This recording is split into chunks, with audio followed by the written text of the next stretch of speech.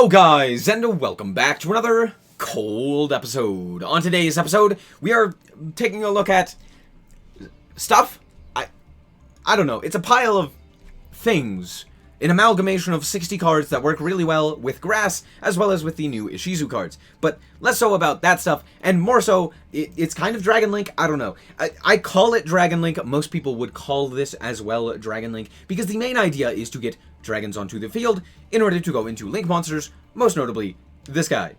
That's kind of the idea. Utilizing grass to help you along the way, as well as some other engines like the Punk engine, the Thunder Dragon engine, and the Adventure engine as well. And then of course throw in the new Ishizu cards because they are absolutely insane, and we have a pretty decent set of cards that we can play.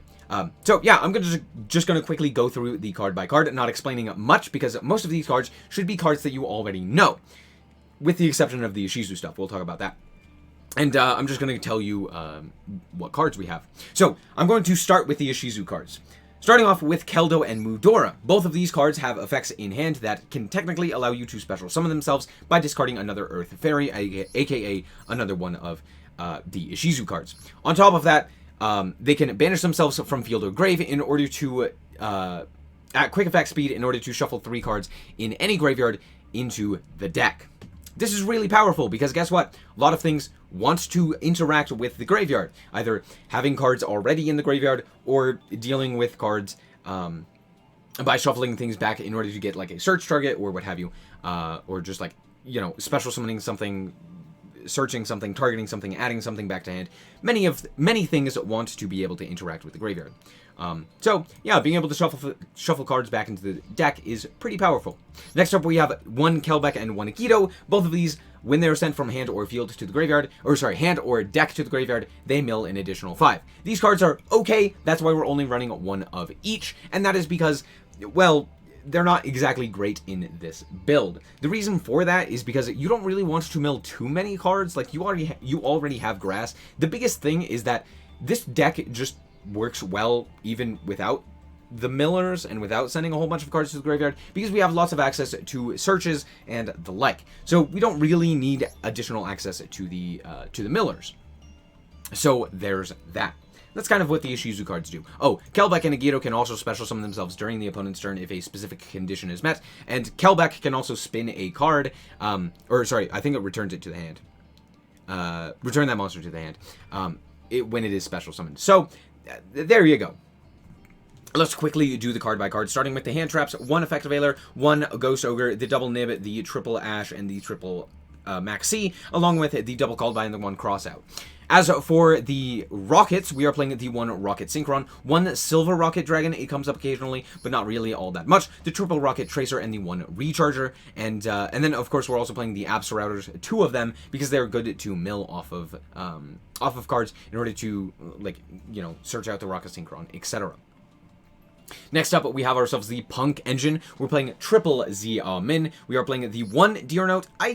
I could argue, you could argue that you need a second one just in case you mill the first one. But in all honesty, I don't think it comes up like at all, because most of the time, if you're resolving grass, you're probably not doing the Punk engine anyway. So there's that. And then we have the triple Foxy Tune. Foxy Tune is very good because it is also a light and an 8, which allows you access to your zombie vampire very nicely. Next up, we have ourselves the Thunder Dragon engine, the double Dark, the double Roar, and the 1 Hawk. These are also nice because if you go into like a Levianeer or something along those lines, you can actually just banish these. You can also banish them off of Chaos Ruler in order to trigger their effects. Also, they allow you access to Colossus. Colossus is a powerhouse of card. Next up, we have the Adventure engine, the 1 Wandering Griffin Rider, the 1 Water Enchantress, the double Rite of Aramesir, the 1 Fateful Adventure, and the 1 Dracoback. Now, notably, these are actually made better due to the Ishizu cards being in this as well, because guess what? If you mill Fateful Adventure, just shuffle it back. Oh, your Griffin Rider's in the grave? Well, just put it back. So this is one of the reasons why this deck is able to play this, and it's just very nice to be able to see that engine. And since we also do a lot of like 1-card combos or 1-card starters, 1 and 2-card starters, having a discard such as Dracoback or heck, even Fateful Adventure is still pretty decent. So there you go. And then we have a whole bunch of just one-ofs. We have the Snow, we have Foolish Burial, we have the Dragon Ravine, we have the Boot Sector Launch, we have the Faithful Adventure, as I mentioned previously, and then we have a few other spells. Oh, we have the Chaos Dragon Legionnaire as well as for our one-ofs. And then for the spells, we have the Triple Chaos Space, the Double Rite of Aramesir, the Doubled Emergency Teleport to get into the Punk Engine. We have the Triple Quick Launch, and that is it. So that's all 60 of the cards. You can see them there. Next up for the extra deck, it's not actually all that tight, and in fact, there are 2 flex spots, which we'll talk about later, but we have the 1 Thunder Dragon Colossus, Borreload Savage Dragon, Chaos Ruler. This card is absolutely the heart and soul of the deck. This is basically what you're making 99% of the games.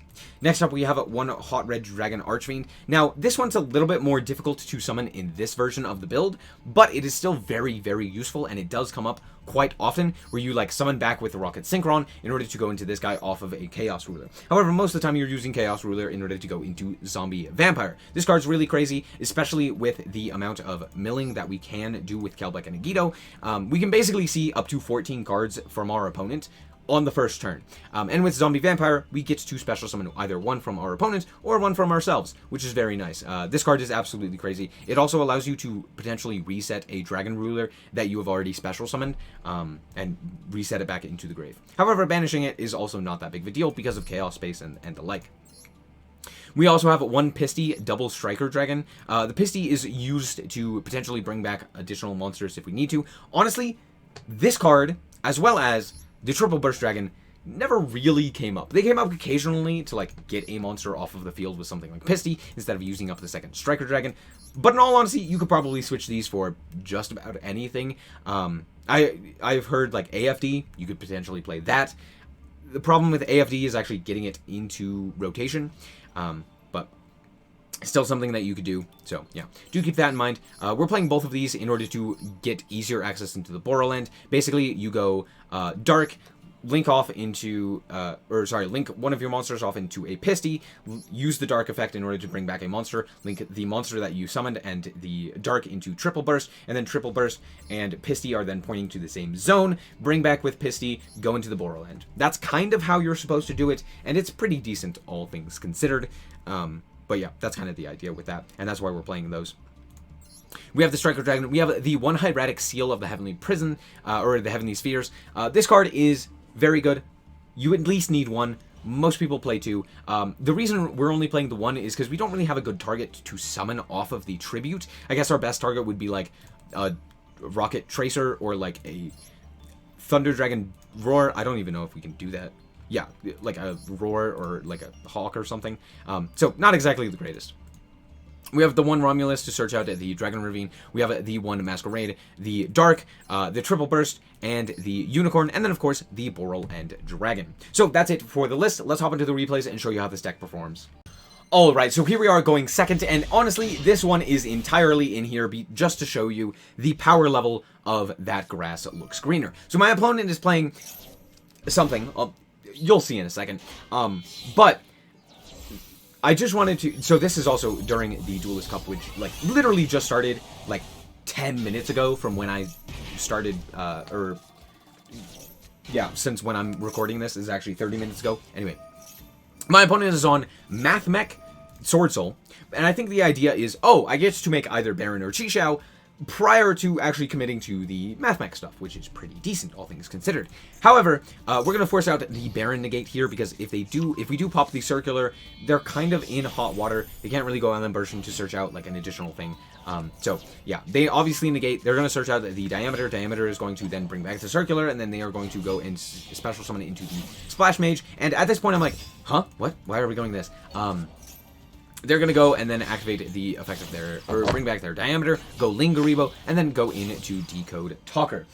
Now, honestly, this is really good, specifically against my hand, given the fact that we have Grass and Dragon Ravine. There's not really a whole lot more that I can do against, like, Ash.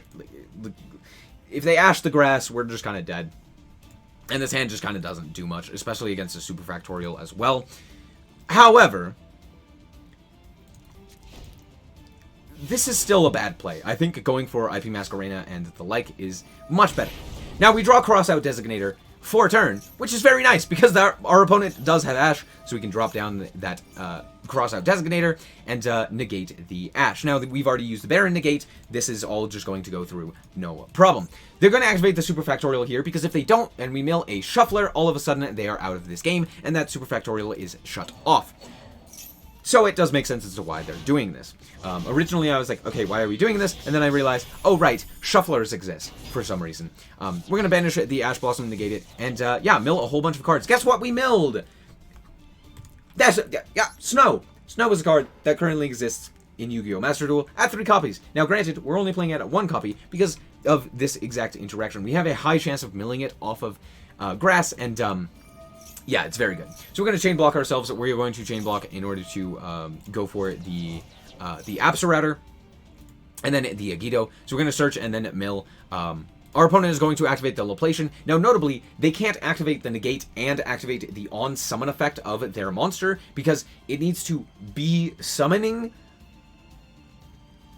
to activate its effect, basically. So if the chain were to resolve, they wouldn't be able to activate the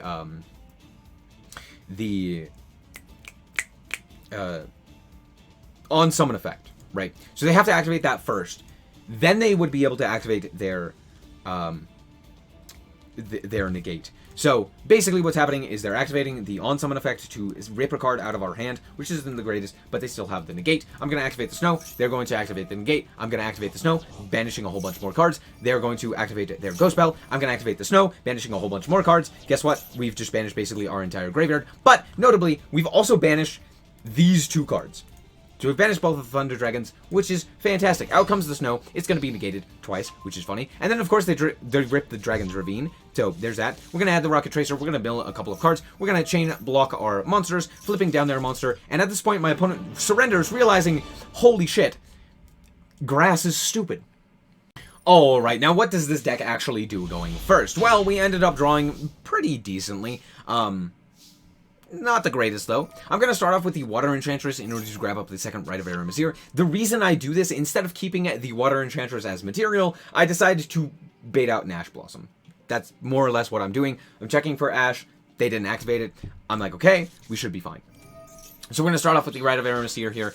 The reason I need to bait out the Ash is because if this Foxy Tune doesn't resolve, we don't really do anything. So, yeah, that's kind of why we did that. Anyway, we're going to then activate the Apsarouter and activate the Fateful Adventure in order to grab up the Dracoback and the Rocket Tracer. We're then going to activate the Fateful Adventure to grab up the Wandering Griffin Rider and then equip the Dracoback. You've probably seen this at this point.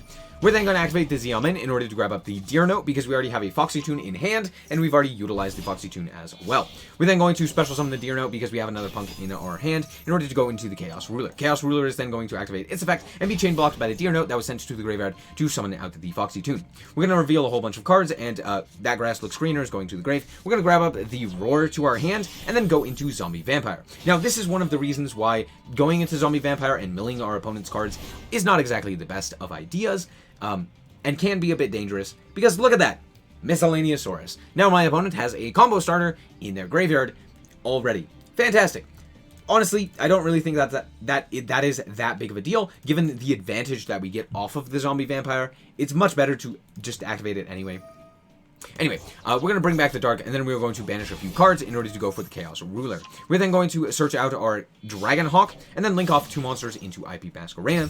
Now we can go into normal summon the Rocket Tracer, and then go into Striker Dragon. Now here I make a bit of a mistake. First of all, we're going to grab up the Boot Sector Launch, activate its effect, which doesn't really do anything, and then I pop my Striker Dragon. Realistically here, what I should have done is I should have linked off these 2, I should have gone like Thunder Dragon Hawk and linked off all of these for a Borrel or something along those lines. Just lots of different things that I could have done here. Anyway, we're going to go for the Rocket Tracer here, and then we are going to special summon and back the Dark, which is a big mistake. Again, realistically, could have done something better here. What I should have done is I should have linked this guy off into a Pisty, linked these 3, or these 2 off into a, whatchamacallit? Cannot remember the name of it. Oh, Triple Burst. Yeah, go into Triple Burst and then go into Borrel End. And from there, we can actually make a Colossus on top of that. But, alas, I'm just the better player and drawn to Levianeer, so now we also get to rip a card out of our hand and make the same exact play. Fantastic. Didn't matter. Anyway, we're going to go for the Borderland and activate the Roar in order to grab back the Hawk, so that we also have additional follow-up for the next turn with Red Vizier and Hawk. So, my opponent is going to start with Lost World, which entirely turns off our Boral and Dragon. This is really frustrating, but alas, not really much I can do. Now, I do end up negating the Raigeki, and in hindsight, I shouldn't have done that, because it does keep the token around, and I shouldn't have kept the token around. But they can also just give me a token, so it's not really that big of a deal. It's just kind of like a little thing that I realistically should have done. Anyway, they're going to go Miscellaneous Source into the Item Adorned Archosaur and give me another token. Then they are going to go for the Link Karibo, link that off for a Secure Gardna, which I thought this was Gravity Controller. It's not. If it was Gravity Controller, it'd be good. But alas, Gravity Controller requires different cards. So, and now comes the Double Evolution Pill. So, Double Evolution Pill into Ultimate Conductor Tyranno. I mean, I guess. But, of course, they have the Petit Pteranodon. And so now, flipping down the Colossus allows them to add the Pank, which is a funny choice. I don't know why we're going pink here, but whatever. They're going to pop their monster in order to special summon back the Petite Pteranodon, and then go into Unicorn. Now, notably, they can't target this guy. He's also indestructible. So, I don't know what they're doing here, but yeah, sure. Now, they decided to get rid of my token before actually getting rid of my Borderland, which allows me to special summon back the Borderland, negating the Ultimate Conductor Tyranno. Then they're going to attack in and deal with one of my monsters, but guess what? We get to go and summon out our Rocket Recharger as well. We draw Chaos Space, honestly not all that great, and we are going to just negate the Secure Garden because it's funny, and bring out the Rocket Tracer. Then we get to go and bring out our Dragon Roar, activate the effect of our Red Vizier in order to reset the Fateful Adventure that they've ever so kindly spun for us, and then grab up our Wandering Griffin Rider, which was also put back into the deck. So now we can go for the Wandering Griffin Rider, activate the effect of our Chaos Space, and grab back the Zombie Vampire. Then with the Rocket Synchron, we are able to actually just spin away the Ultimate Conductor Tyranno, because now we have a card in our hand.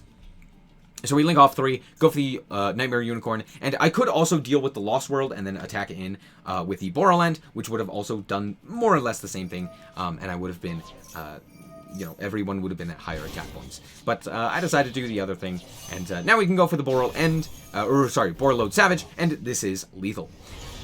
Surprisingly. Yeah, Borderland is just a powerhouse. So we're going to attack in with everything and only slightly over lethal. Good game. Alright, so here we are once again going second, and I drew double nib. Hopefully it comes up. So, my opponent is... Oh, they're playing heroes. Yeah, double nib should be fantastic against this deck. So they're going to go for the Shadow Mist. Shadow Mist is going to add Mask Change. Oh, they went Shadow Mist. Okay. Yeah, they're making Dark Law pass. It's Dark Law pass. That was 3 summons. They're just making Dark Law and they're passing. Oh, cool. Water Enchantress. Yeah, that does it. Water Enchantress, activate the effect, grab the Red Vizier, and get it immediately sniped by the opponent. What the hell? Okay, no, that's fine. That's fine. We'll just pass. It's fine. You're not gonna kill me, right? You're not gonna kill me through nib, right? You're not. We're making. I'm gonna lose to Rainbow Neos.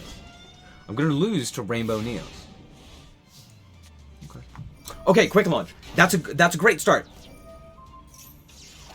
Yeah, we can deal with this. We already have the field spell. We should be fine. So we're going to activate the field spell here, and then we're going to special summon out our Rocket Recharger, which is hilarious. And then we're just going to go into Seals and set the Keldo and pass. Now, I know what you're saying. Why did we go for that? Well, Hieratic Seal notably doesn't need to be in the graveyard in order to activate its effect to special summon a monster. So we could spin away something like the Dark Law, and then summon out a Rocket Recharger, or sorry, a Rocket, yeah, not Recharger, Tracer. A Rocket Tracer to then special summon another monster, so that we basically have a guarantee of at least 1 monster on our field. Theoretically. Hopefully. Maybe. But it also plays really well with Nib. So there you go. That's kind of the idea. I could have potentially gone for something else, but it wouldn't really have been very useful. Anyway, we have to deal with the Dark Law, sadly. So there's that. Out comes the Rocket Tracer. They're going to go and favorite contact into Sunriser. Yeah, no, that's fine. They're going to punch the Keldo, which is great, because now we have the Keldo engraved. And we're going to special summon out the Silver Rocket Dragon, and they are going to activate the effect of the Rainbow Neos. And I'm like, Yeah, that's fine. They're going to shuffle away our cards, but I'm going to shuffle away some of theirs as well. Most notably, their elemental hero, that being the Grand Mole. Or, I guess it's a Neos, but who cares? And we're going to draw, of course, Cross-Out Designator. Why would we not?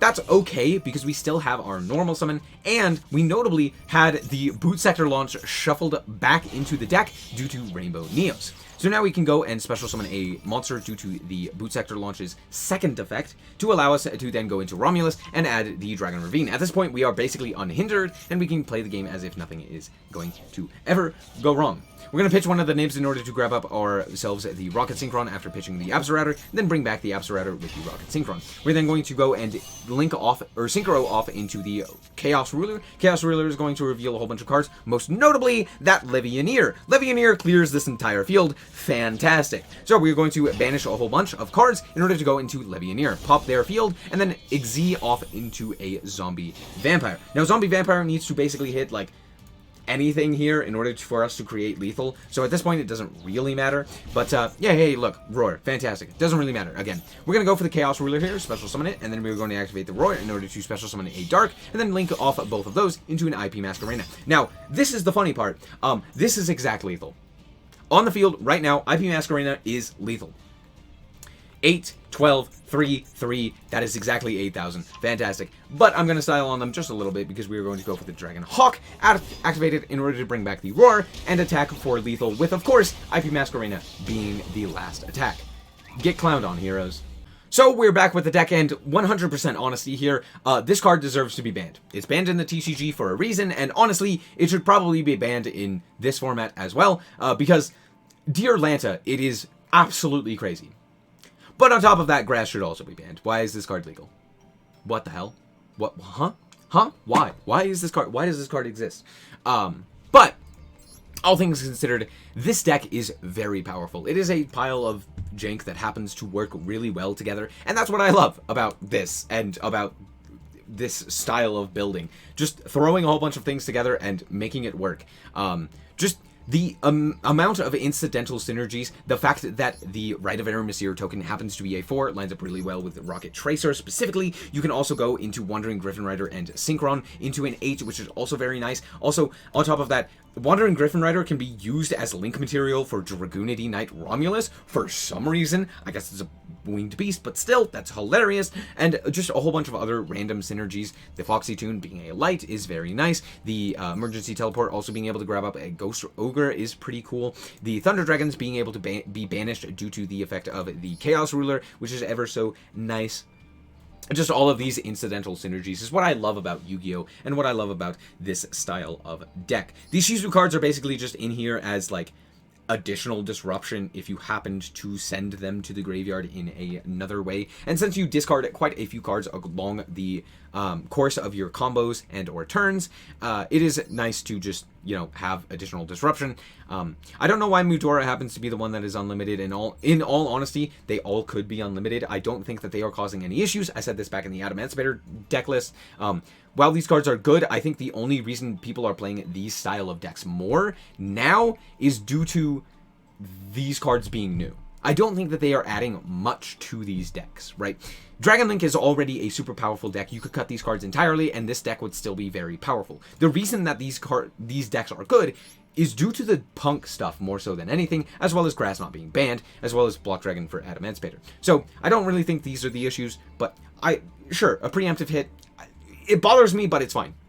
Anyway, that's going to be it for this episode. I hope that you guys did indeed enjoy it. If you did, a like is very much appreciated. And if you want to check out more content like this, as well as more Yu-Gi-Oh!, then just be sure to subscribe. Anyway, thank you guys so much for watching, and remember to always stay frosty. Bye-bye. Shout out to the Frost Guard, my members. Thank you guys so much for the support, and I hope you enjoy the content.